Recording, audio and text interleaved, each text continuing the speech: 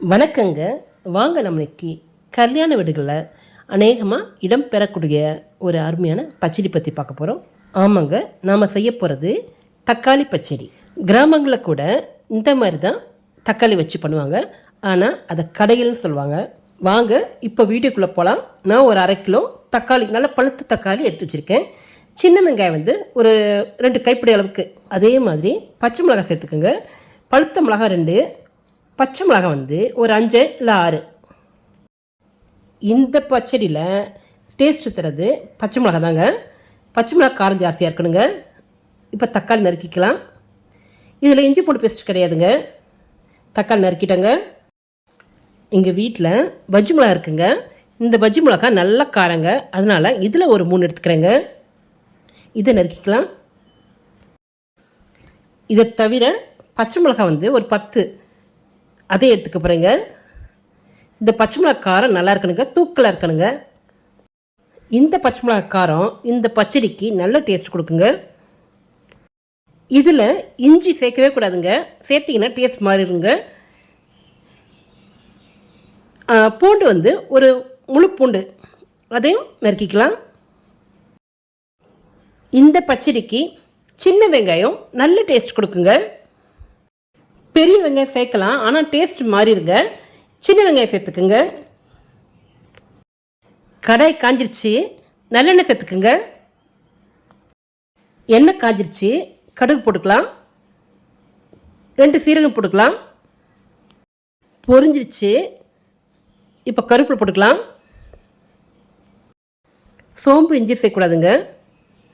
இப்போது உளுந்தம்பருப்பு 2 டீஸ்பூன், கடலைப்பருப்பு 2 டீஸ்பூன், 2 சேர்த்துக்கலாம். இஞ்சி பூண்டு சேர்த்தோம்னா தொக்கு மாதிரி ஆயிருங்க. நம்ம செய்யப்படுற பச்சடிங்க. பருப்பு நல்லா வறுபட்டுச்சு. இப்போது சின்ன வெங்காயம் சேர்த்துக்கலாம். ஓகேங்க, நீங்கள் இப்போ தான் நம்ம சேனலை முதல்ல பார்க்குறீங்களா? அப்படி பார்க்குறதா மறக்காமல் நம்ம MaduraiMeenal சேனலுக்கு சப்ஸ்கிரைப் பண்ணிடுங்க. பண்ணிட்டீங்களா? அப்படியே கீழே பெல் பட்டனில் ஆல் கொடுத்துருங்க.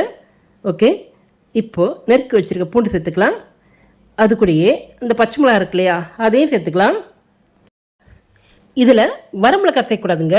இந்த பச்சை மிளகா நல்ல காரம் கொடுக்குங்க. பச்சை மிளகாவோட அந்த ஈரத்தன்மை இதோட டேஸ்ட்டை அதிகப்படுத்தி காமிக்குங்க. இப்போது தக்காளி இருக்கு இல்லையா, அதை சேர்த்துக்கலாம். தக்காளி பழம் நல்ல பழுத்த தக்காளி இருக்கணுங்க. நாட்டு தக்காளி எடுத்துக்கோங்க. தக்காளி சேர்த்துடுங்க. நல்லா கொத்தி விட்டு வதக்கி விடுங்க. இப்போ ஒரு மூடி போடலாம், வேகட்டும். இப்போ பாருங்கள், தக்காளி ஓரளவு வதங்கியிருக்குங்க. இதை அப்படியே வதக்குங்க. தக்காளி இருக்கிற அந்த ஈரத்தன்மை போதுங்க, அதை வச்சு சீக்கிரம் வதங்கி வருங்க. இப்போது தூளுப்பு இல்லை கல்லுப்பு சேர்த்துக்கலாம். உப்பு சேர்த்துட்டு நல்லா கொத்தி விடுங்க. அப்படியே வதக்கி விடுங்க. இப்போ இதில் கொஞ்சம் தண்ணி சேர்த்துக்கலாம். இந்த மாதிரி சேர்க்கும்போது இது நல்லா வதங்கி வருங்க. தக்காளி பழத்தோட அந்த ஜூஸ் நல்லா இறங்கி வருங்க.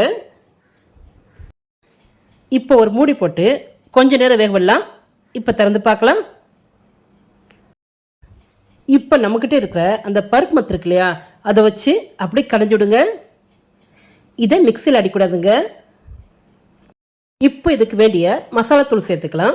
குழம்பு மிளகாத்தூள் 1 டேபிள் ஸ்பூன், மிளகாத்தூள் 1 டீஸ்பூன், மஞ்சத்தூள் 1/2 டீஸ்பூன். இதெல்லாத்தையும் சேர்த்துட்டு கலந்து விடுங்க. பச்சை மிளகாய் அதிகம் சேர்த்துருக்கனால மிளகாத்தூள் காரம் பார்த்து சேர்த்துக்குங்க. இப்போது கல்லுப்பு சேர்த்துக்கலாம். நீங்கள் எடுக்கிற பச்சை மிளகாய் பொறுத்து மிளகாத்தூளோட காரத்தை கூட்டியோ குறைச்சோ சேர்த்துக்குங்க. இப்போ கொத்தமல்லி சேர்த்துக்கலாம். இதில் கரம் மசாலா சேர்க்கக்கூடாதுங்க. இது தாங்க கிராமத்து பச்சடி. அதே மாதிரி கல்யாண வீட்டில் விருந்தில் இந்த டிஷ் கண்டிப்பாக இருக்குங்க. இப்போ மூடி வச்சு கொதிக்க விடுங்க. இப்போ திறந்து பாருங்கள், நல்ல வாசனை வருதுங்க. தளன்னு கொதிக்குதுங்க. இது சிம்பிளாகவும் அதே நேரம் டேஸ்ட்டும் பார்த்தீங்கன்னா நாக்க சப்பை கொட்டி சாப்பிட்ற அளவுக்கு சூப்பராக இருக்குங்க.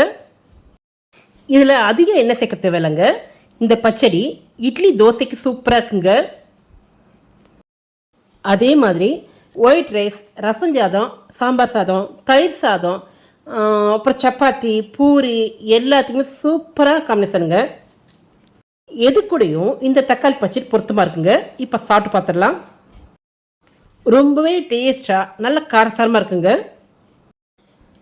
பச்சடி அருமையாக இருக்குங்க. ஓகேங்க, நீங்களும் இது மாதிரி செஞ்சு பாருங்கள். மறக்காமல் சப்ஸ்கிரைப் பண்ணிடுங்க. இந்த வீடியோ உங்களுக்கு பிடிச்சிருந்தா உங்கள் லைக்ஸையும் கமெண்ட்ஸையும் கொடுங்க. ஃப்ரெண்ட்ஸுக்கு ஷேர் பண்ணுங்கள். இதே போல் மற்றும் ஒரு வீடியோவில் சந்திக்கலாம். நன்றி.